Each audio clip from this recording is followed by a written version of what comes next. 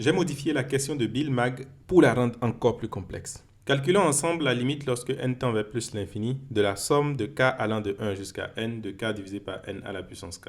Initialement, Bill Mag m'a demandé d'évaluer la limite lorsque n tend vers plus l'infini de la somme de k divisé par n à la puissance n, k allant de 1 jusqu'à n. Ce fut un exercice magnifique. Cela dit, j'ai voulu rendre l'exercice plus complexe. En faisant quoi? En changeant uniquement le n qui est là par ce k qui est là.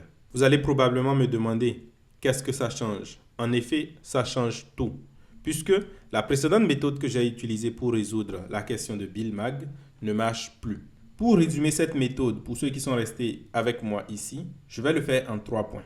Premier point, il faut faire un changement de variable. Donc, je vais poser p qui est égal à n moins k.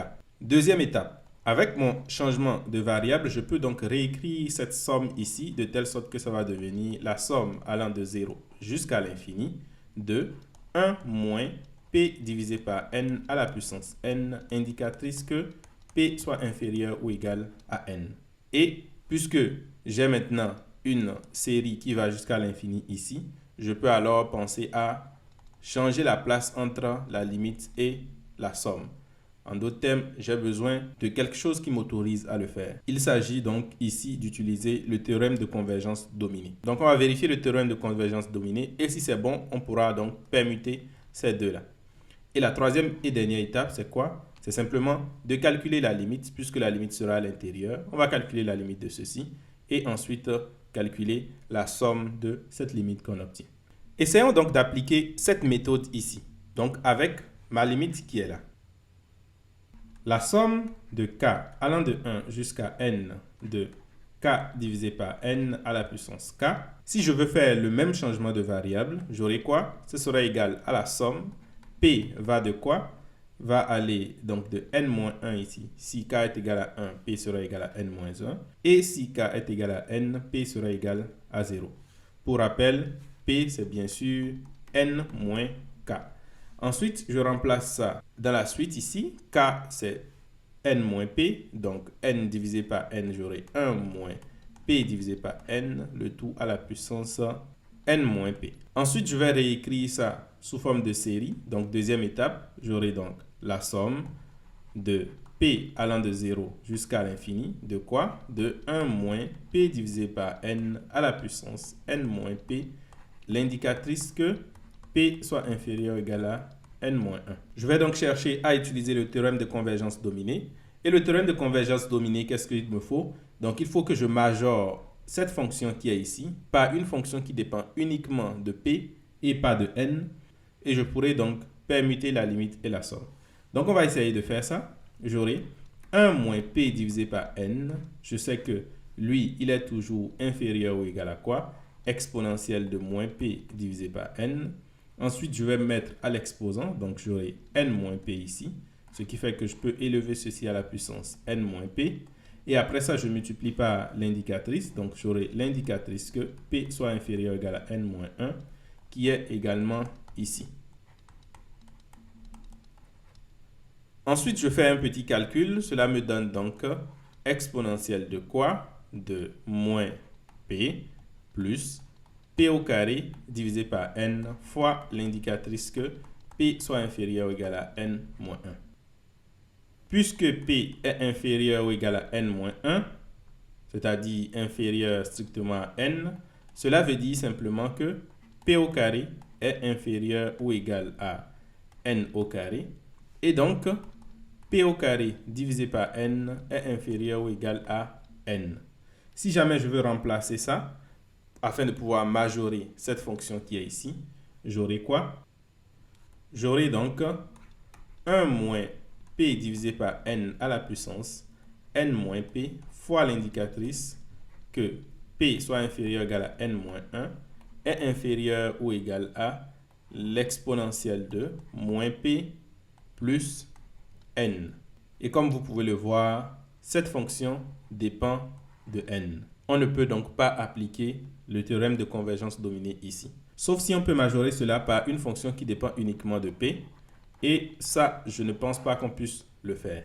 Donc, il faut penser à faire quelque chose d'autre. Qu'est-ce que nous allons faire donc? essayons de réévaluer un peu ce que nous avions. Ici, on a P qui est inférieur ou égal à N. Donc, j'ai élevé au carré. Donc, j'ai P au carré qui est inférieur ou égal à N au carré. Et donc, j'ai P au carré divisé par N au carré qui est inférieur ou égal à N. Ce qui aurait été intéressant, c'est d'avoir ici une constante. En d'autres termes, si jamais j'avais par exemple P qui était inférieur à racine carrée de N, ça voudrait dire que j'aurai P au carré qui serait inférieur ou égal à N. Et donc, P au carré divisé par racine carrée de N qui serait inférieur ou égal à 1. Et ça, c'est intéressant pour nous parce que notre borne supérieure sera donc exponentielle de P au carré plus 1. Donc, essayons de créer ça. Puisqu'on n'a pas ça directement, on va essayer de voir comment est-ce qu'on peut obtenir ça. Donc, je reviens encore sur ce que j'avais avant. Donc, ce que je désire, c'est que P soit inférieur ou égal à racine carrée de N. Pour pouvoir faire ça, il faut se rappeler que j'avais posé que P était égal à N moins K.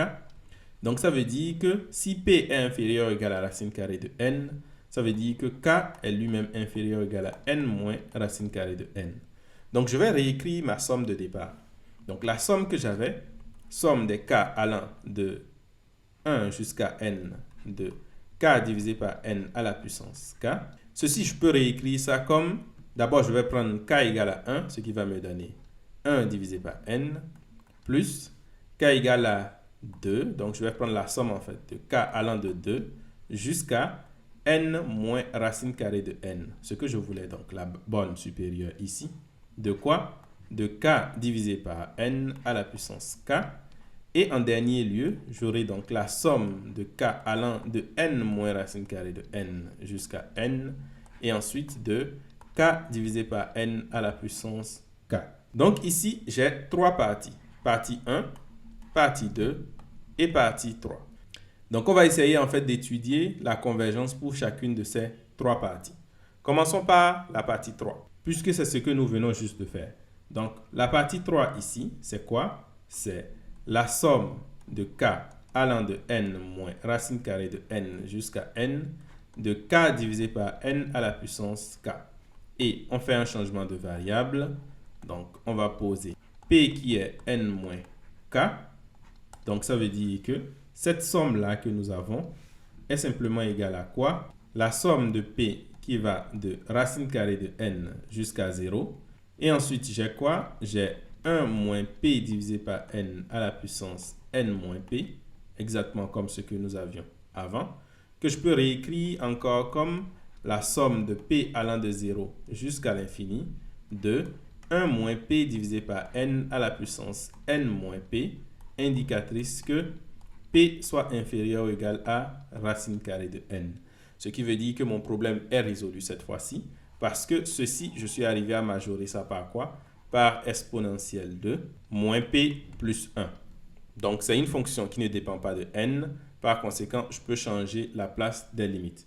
Ça veut dire simplement que, en utilisant le théorème de convergence dominé, j'aurai la limite lorsque N tend vers plus l'infini de la somme de K allant de N moins racine carrée de N jusqu'à N de K divisé par N à la puissance K, qui est simplement égal à la somme de P allant de 0 jusqu'à l'infini de la limite lorsque N tend vers plus l'infini de quoi? De 1 moins P divisé par N à la puissance N moins P, indicatrice que P soit inférieur ou égal à racine carrée de N. Ceci, c'est assez connu. C'est simplement exponentielle de moins P. Donc, cela revient simplement à calculer la somme de P allant de 0 jusqu'à l'infini de exponentielle de moins P. Ceci, c'est une somme géométrique de raison exponentielle de moins 1. Le résultat, c'est donc 1 divisé par 1 moins exponentielle de moins 1. Donc, là, le problème est résolu. Mais, il faut revenir sur ce que nous cherchions avant. Puisqu'il y a encore deux autres parties que nous n'avons pas encore étudiées. Donc, la partie 1 ici et la partie 2. Donc, on va passer maintenant à la partie 2. Donc, le 2, c'est quoi? La somme de K allant de 2 jusqu'à N moins racine carrée de N de K divisé par N à la puissance K. Pour calculer la limite de cette fonction qui est ici, je vais utiliser la méthode des gendarmes. En d'autres termes, il me faut trouver de suite UN et Vn de telle sorte que cette fonction ici se retrouve entre elle et aussi que la limite de un et de vn donne exactement le même résultat. Donc, c'est ce que nous allons essayer de faire ici. Donc, pour encadrer cela, je vais commencer par le fait que je sais que k se retrouve entre 2 et n moins racine carrée de n. Donc, qu'est-ce que cela veut dire? Je peux diviser tout par n. J'aurai donc 2 divisé par n, qui est inférieur ou égal à k divisé par n, qui est lui-même inférieur ou égal à n moins racine carrée de n divisé par n. Ensuite, ce que je veux faire, c'est quoi? C'est mettre à la puissance k. Puisque je sais que k vérifie cette inégalité, alors je peux utiliser exactement la même inégalité pour la suite. Je peux poser ceci à la puissance 2 est inférieur ou égal à k divisé par n à la puissance k, qui est inférieur ou égal à n moins racine carrée de n divisé par n à la puissance n moins racine carrée de n. Super. Maintenant, je vais m'intéresser principalement à la borne supérieure ici, puisqu'il y a beaucoup de n dedans. Donc, je vais commencer par quoi? Je peux réécrire ça comme 1 moins 1 divisé par racine carrée de n à la puissance quoi? À la puissance n moins racine carrée de n. Donc, je cherche en fait une autre borne supérieure, donc quelque chose qui est plus grand que lui et qui est plus simple. Donc, pour faire cela, je vais utiliser une propriété que je viens juste d'utiliser en haut, en me concentrant uniquement sur cette partie. Je sais que 1 moins 1 divisé par racine carrée de n est inférieur ou égal à quoi? C'est inférieur ou égal à exponentielle de moins 1 divisé par racine carrée de n. Et ensuite, je peux mettre l'exposant qui est là, donc à la puissance quoi? À la puissance n moins racine carrée de n. Donc, ceci, je peux réécrire cela comme exponentielle de 1 moins racine carrée de n. Puisque racine carrée de n divisé par racine carrée de n me donne 1, et n divisé par racine carrée de n me donne racine carrée de n. Super. Ensuite, qu'est-ce que je vais faire? Je vais multiplier en fait cela par n au carré.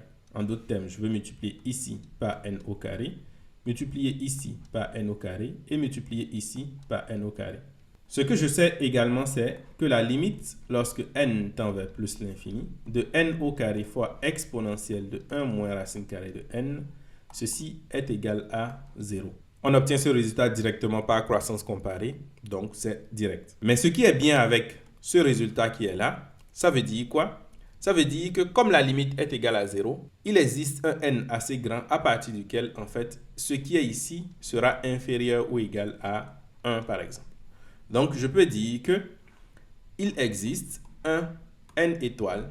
Il existe un n étoile tel que dès que n est supérieur ou égal à n étoile, on a forcément n au carré fois exponentielle de 1 moins racine carrée de n qui est inférieur ou égal à 1.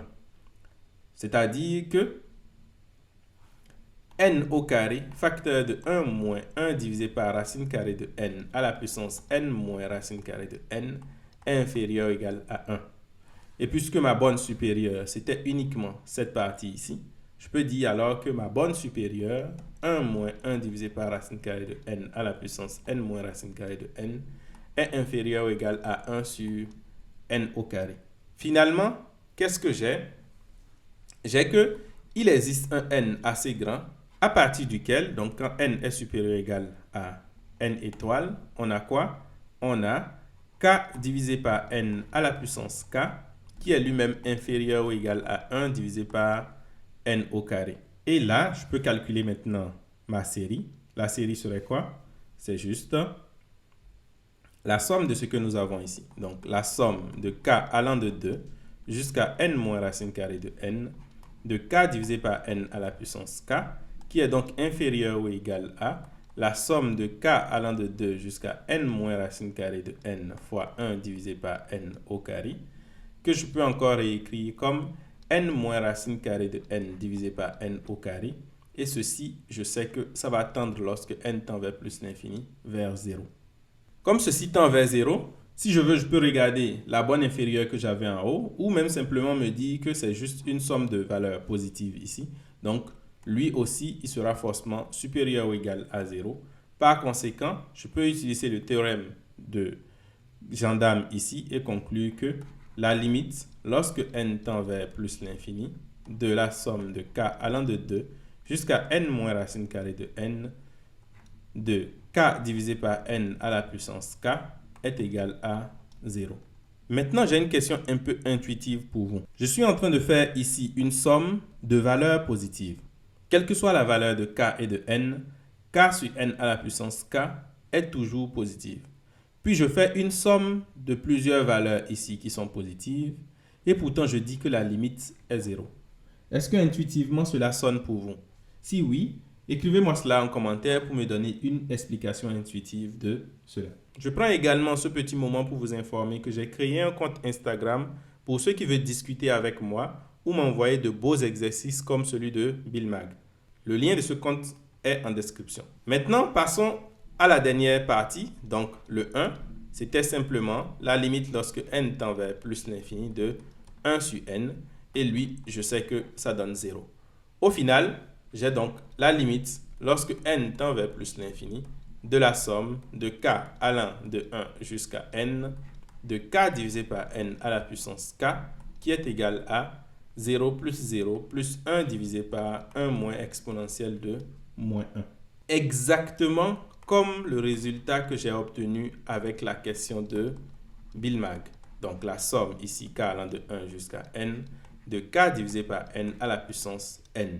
Je me demande s'il existe donc un moyen de pouvoir passer de cette limite à cette limite. Les limites sont vraiment impressionnantes. Si tu veux découvrir la meilleure limite que j'ai calculée de toute ma vie, clique sur cette vidéo.